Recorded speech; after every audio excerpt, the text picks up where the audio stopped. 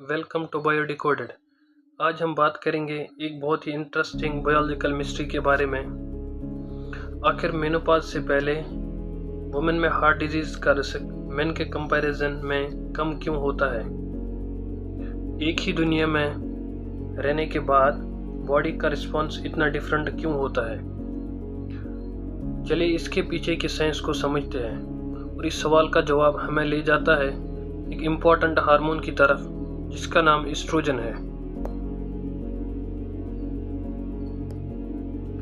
Oestrogen को अक्सर सिर्फ फीमेल रिप्रोडक्टिव हार्मोन समझा जाता है, लेकिन इसका रोल इससे काफी ज्यादा है। ये हार्ट को प्रोटेक्ट करता है, ब्लड वेसल की फंक्शन को इम्प्रूव करता है और ब्लड फ्लो और सर्कुलेशन को भी इम्प्रूव करता है, जिसकी वजह से हार्ट डिजीज के रिस्क बहुत कम होते हैं। और एस्ट्रोजन का मिशन यही होता है कि हार्ट को स्ट्रांग रखता है, आर्टरीज को फ्लेक्सिबल रखता है और लॉन्ग टर्म प्रोटेक्शन प्रोवाइड करता है टू द कार्डियोवैस्कुलर सिस्टम। और इसी वजह से एस्ट्रोजन को कुछ सिचुएशंस में नेचुरल प्रोटेक्टिव फैक्टर भी माना जाता है।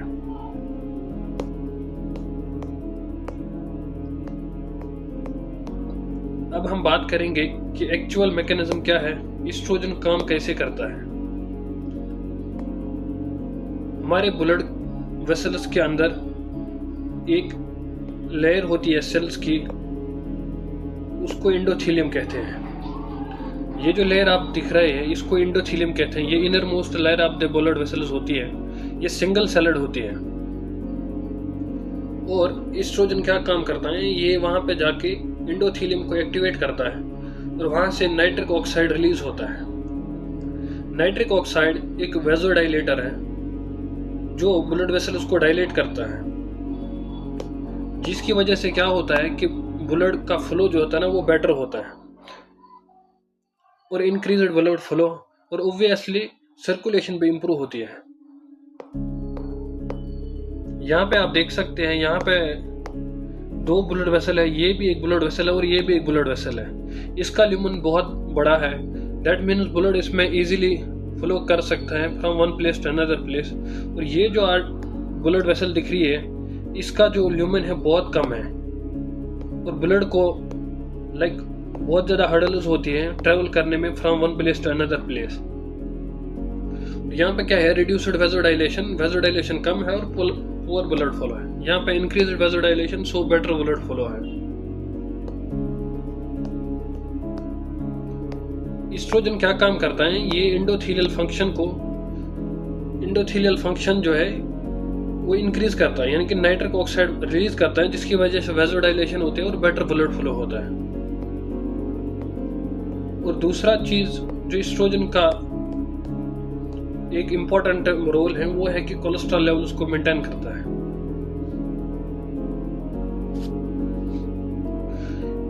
Estrogen lipid protective effect. Normally क्या है कि हमारी बॉडी में दो तरह का कोलेस्ट्रॉल मेनली देखा जाता है, जिसको आम लैंग्वेज में एक को गुड कोलेस्ट्रॉल, दूसरे को बैड कोलेस्ट्रॉल कहते हैं। एक्चुअली जो गुड कोलेस्ट्रॉल है वो होता है एचडीएल मतलब होता है हाई डेंसिटी लिपोप्रोटीन, और एलडीएल होता है लो डेंसिटी लिपोप्रोटीन।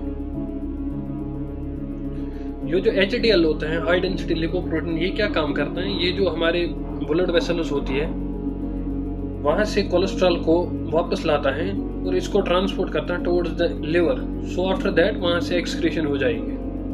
और जो एलडीएल होता है जिसको हम बैड कोलेस्ट्रॉल कहते हैं, ये क्या, इसका काम ये होता है कि ये जो कोलेस्ट्रॉल है ये इसको डिपॉजिट करता है ऑन द आर्टरी वॉल्स, और इससे क्या होता है, इससे प्लग बन जाता है। यहाँ पे आप देख सकते हैं ये दो आर्टरीज है, ये भी एक आर्टरी है और ये भी एक आर्टरी है। इस आर्टरी में क्या हुआ है कि ये जो हाई डेंसिटी लिपोप्रोटीन है, हाई डेंसिटी लिपोप्रोटीन इसमें कम था और लो डेंसिटी लिपोप्रोटीन ज्यादा था, जिसकी वजह से यहाँ पे क्या हुआ कि एक प्लग बन गया है, दोनों साइड से प्लग बन गया। और इससे क्या होता है कि ब्लड फ्लो जो है वो रिड्यूस होता है। और समटाइम्स क्या होता है कि अगर ये एरिया इधर ये प्लग रप्चर हो गया तो बॉडी का जो मैकेनिज्म है, डिफेंस मैकेनिज्म, वो जल्दी एक्टिवेट होता है और यहाँ पे एक लाइक क्लॉटिंग फैक्टर्स होते हैं वो जल्दी आते हैं और यहाँ पे एक क्लॉट बन जाता है। और अगर वो क्लॉट एक जगह से दूसरी जगह ट्रैवल किया तो उसको एम्बोली बोलते हैं और वो बहुत ज़्यादा खतरनाक होते हैं, बिकॉज अगर वो कोरोनरी आर्टरीज पे आके किसी जगह ब्लॉक किया तो हार्ट अटैक होने के चांसेस बहुत ज़्यादा होते हैं। और ये है एक हेल्दी आर्टरी जहाँ पे बैलेंस्ड लिपिड है, LDL और HDL दोनों बैलेंस में है, यहाँ पे प्लग नहीं है। सो एस्ट्रोजन क्या करता है, ये HDL जो हाई डेंसिटी लिपोप्रोटीन है या गुड कोलेस्ट्रॉल, ये उसकी कंसंट्रेशन को इंक्रीज करता है और फंक्शन को भी, जिसकी वजह से क्या होता है कि रिवर्स कोलेस्ट्रॉल ट्रांसपोर्ट होता है, यानी कि कोलेस्ट्रॉल ट्रैवल करता है फ्रॉम द आर्टेरियल वॉल्स और from any other part of the body towards the liver. So remove करता है कोलेस्ट्रॉल फ्रॉम द आर्टरीज। और LDL जो है ना, बैड कोलेस्ट्रॉल, ये उसको रिड्यूस करता है, बहुत द LDL प्रोडक्शन और लेवल भी। सो इससे क्या होगा कि डिक्रीज होगा LDL production, lower circulating LDL cholesterol, यानी कि ब्लड में जो LDL होगा, लो डेंसिटी लिपोप्रोटीन, ये नहीं होगा। बिकॉज जब ब्लड में LDL होता है, लो डेंसिटी लिपोप्रोटीन कोलेस्ट्रॉल, तो फिर उधर क्या होते हैं कि ऑक्सीडेशन होती है। ऑक्सीडेशन किस चीज़ से होते हैं कि जो बॉडी में केमिकल्स होते हैं, और रॉस उनको बोलते हैं, यानी कि रिएक्टिव ऑक्सीजन स्पीशीज होती है। For example H2O2 hydrogen peroxide होता है, वो क्या करते हैं, वो उसको ऑक्सीडाइज करता है। बिकॉज LDL जो है ना, लो डेंसिटी लिपोप्रोटीन, ये कोलेस्ट्रॉल जो है ना, ये फैट्स से बना हुआ होता है, तो फैट्स की ऑक्सीडेशन होती है। तो जब ऑक्सीडेशन होती है तो उसके बाद बॉडी को लगता है कि ये लाइक कोई फॉरेन पार्टिकल है, तब जाके इम्यून सिस्टम एक्टिवेट होता है और तब जाके प्लग फॉर्मेशन होती है। सो जब LDL डिक्रीज होगा तो प्लग फॉर्मेशन भी कम होगी, तो कोलेस्ट्रॉल बिल्डअप इन आर्टेरियल वॉल्स वो भी डिक्रीज हो जाएगा। उससे क्या होगा, तो प्रोटेक्शन मिल जाएगी। सो आर्टरीज क्या होगी कि हेल्थियर आर्टरीज होंगे, कोलेस्ट्रॉल बैलेंस इंप्रूव हो जाएगा, जिससे क्या होगा कि कोलेस्ट्रॉल क्लियर होगा फ्रॉम द आर्टेरियल वॉल्स और फ्लेक्सिबल आर्टरीज बनेंगे और बेटर कार्डियोवास्कुलर हेल्थ। सो की टेक अवे इधर से ये है कि एस्ट्रोजन जो है इंक्रीज करता है HDL, डिक्रीज करता है LDL और रिड्यूस करता है plug formation. So at the end ये प्रमोट करता है आर्टेरियल हेल्थ को और रिस्क जो कार्डियोवास्कुलर डिजीज की है वो कम करता है। इन सिंपल अगर हमें याद रखना हो कि जो बैड कोलेस्ट्रॉल या गुड कोलेस्ट्रॉल है, इसका मतलब क्या होता है कि एक्चुअली में ये ट्रांसपोर्टर्स होते हैं जो ट्रांसपोर्ट करते हैं कोलेस्ट्रॉल को एक जगह से दूसरी जगह। जो HDL है ये ट्रांसपोर्ट करता है बैक टू द लिवर, यानी कि कोलेस्ट्रॉल अगर बॉडी में किसी भी पार्ट में, फॉर एग्जाम्पल आर्टरीज में, आर्टेरियल वॉल के पास है, ये उसको वापस लाता है, कंसंट्रेशन को डिक्रीज करता है। और LDL बैड कोलेस्ट्रॉल जिसको बोलते हैं, ये क्या करता है, ये कोलेस्ट्रॉल को from the liver to the other parts of the body लेता है।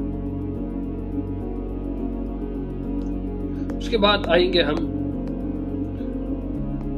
एक और टॉपिक पे कि जब मेनोपॉज होता है कि मेनोपॉज के बाद क्या होता है। ये जो प्रोटेक्शन होती है वुमेन में, ये लॉन्ग टर्म प्रोटेक्शन नहीं होती है।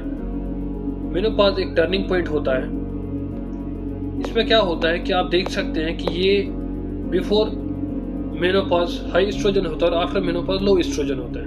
जब लो एस्ट्रोजन होगा दैट मीन्स आर्टरीज वल्नरेबल होगी और हाई रिस्क होगा। और यहाँ पे जब एस्ट्रोजन होता है तो आर्टरी जो है ना वो हेल्थियर रहती है और लो रिस्क होती है। एक्चुअल में क्या होगा, जब मेनोपॉज होता है तो एस्ट्रोजन की कंसंट्रेशन डिक्रीज होती है, नाइट्रिक ऑक्साइड भी ऑब्वियसली डिक्रीज हो जाएगा। तो नाइट्रिक ऑक्साइड वेजोडाइलेटर है, तो वेजोडाइलेशन कम हो जाएगी।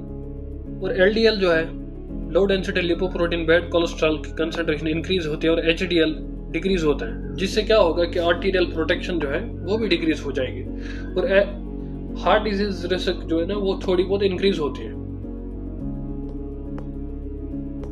तो मेनोपॉज के बाद आफ्टर मेनोपॉज एस्ट्रोजन की लेवल फॉल होती है और ये चेन रिएक्शन को ट्रिगर करता है, जिससे नाइट्रिक ऑक्साइड की कंसंट्रेशन डिक्रीज होती है, LDL कोलेस्ट्रॉल रेज होता है, जिससे क्या होगा कि वीक करता है क्या किस चीज को, प्रोटेक्शन ऑफ द आर्टरीज, और इंक्रीज करता है रिस्क ऑफ हार्ट डिजीज।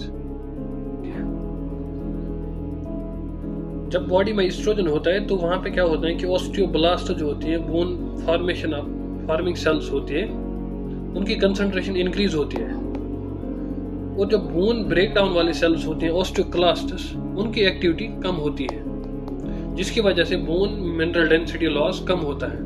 लेकिन जब बॉडी में एस्ट्रोजन नहीं होता है तो रिवर्स होता है, यानी कि ऑस्टियोक्लास्ट की एक्टिविटी इंक्रीज होती है और ऑस्टियोब्लास्ट की एक्टिविटी डिक्रीज होती है।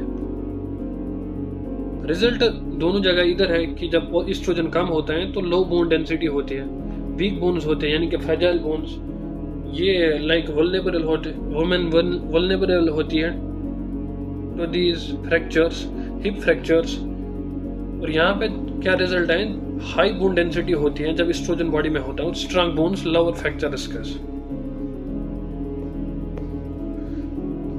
एस्ट्रोजन क्या करता है, ये मेंटेन करता है balance between bone break down and bone building, और प्रोटेक्ट करता है स्केलेटन को।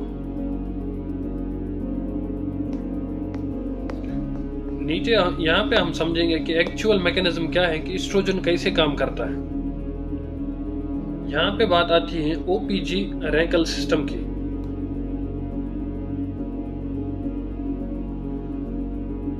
ये आप यहाँ पे देख सकते हैं कि ये एक ऑस्टियोब्लास्ट है, जो बोन मेकिंग सेल है, बोन बिल्डिंग सेल। ये क्या करते हैं, ये एक केमिकल सेक्रेट करते हैं जिसको हम रैंक एल बोलते हैं। और ये केमिकल क्या करता है, ये आके रैंक रिसेप्टर्स पे बाइंड करता है। जब ये रैंक रिसेप्टर्स पे बाइंड करता है, उसकी वजह से क्या होता है कि ऑस्टियोक्लास्ट प्रिकर्सर जो होती है वो मैच्योर ऑस्टियोक्लास्ट बन जाती हैं, यानी कि बोन ब्रेक डाउन सेल। उससे क्या होता है कि जो बोन्स होती हैं वो वीक चली जाती है। लेकिन जब बॉडी में एस्ट्रोजन होता है, एस्ट्रोजन क्या करता है, ये ऑस्टियोब्लास्ट को अगेन स्टिमुलेट करता है और वहां पे एक केमिकल प्रोड्यूस करता है जिसको ओपीजी बोलते हैं। ओपीजी मतलब होता है ऑस्टियोप्रोटीजेरिन। ये करता है act as a decoy receptor. Decoy receptor मतलब ये एक्ट करता है एज अ फेक रिसेप्टर। यहाँ पे आप देख सकते हैं ये ओपीजी है, ये फेक रिसेप्टर एज अ काम करता है। और ये रैंकल जो है, ये लाइगेंड है, इसको बाइंड करना था रैंक रिसेप्टर के साथ, लेकिन ये बाइंड करता है ऑन द ओपीजी। उसकी वजह से क्या होता है कि रैंक जो है ना, रैंक रिसेप्टर से एक्टिवेट नहीं होती है। और रैंक रिसेप्टर जब एक्टिवेट नहीं होगी, उसका मतलब ऑस्टियोक्लास्ट प्रिकर्सर जो थी वो मैच्योर ऑस्टियोक्लास्ट नहीं बन जाती है। So less osteoclast formation. जब ऑस्टियोक्लास्ट की फॉर्मेशन कम होगी, उसका मतलब यह है कि बोन ब्रेक डाउन प्रोसेस जो है वो कम होती है और बोन स्ट्रांग बन जाती है। लेस बोन रिजॉर्प्शन होता है, बोन मास मेंटेन रहता है और स्ट्रांग बोन्स बन जाती है। रिजल्ट क्या है इधर कि decreased bone resorption, strong bones, protection from osteoporosis. On the other side ये रिवर्स है। जब बॉडी में एस्ट्रोजन की कंसंट्रेशन डिक्रीज होती है तो क्या होता है कि रैंक बाइंड्स तो rank receptor on osteoclast precursor, जैसे कि हमने बोला था। उसके बाद ऑस्टियोक्लास्ट एक्टिवेट होते हैं और बोन ब्रेक डाउन चालू हो जाता है। रिजल्ट होता है कि बोन रिजॉर्प्शन इंक्रीज होता है और वीक बोन्स होते हैं और ऑस्टियोपोरोसिस। यहाँ पर की टेक अवेज ये है कि एस्ट्रोजन जो है इंक्रीज करता है ओपीजी ऑस्टियोप्रोटीजेरिन और ब्लॉक करता है रैंकल एल को, लाइगेंड को, और रिड्यूस करता है ऑस्टियोक्लास्ट फॉर्मेशन और bone break down. Thereby ये प्रोटेक्ट करता है both bones and preventing osteoporosis. So estrogen के दो इम्पोर्टेंट जो हमने देखे कि मेनोपॉज से पहले औरतों में हार्ट डिजीज का रिस्क कम होने की एक इम्पॉर्टेंट वजह एस्ट्रोजन हो सकता है। ये ब्लड वेसल्स को सपोर्ट करता है, कोलेस्ट्रॉल बैलेंस में हेल्प करता है और बोन्स को भी प्रोटेक्ट करता है। सो एक केमिकल और बहुत सारे काम। अगर आपको ये वीडियो अच्छी लगी हो तो लाइक, शेयर और सब्सक्राइब जरूर कीजिए। बायोडिकोडेड पर ऐसी ही साइंस बेस्ड वीडियोस के लिए जुड़े रहिए।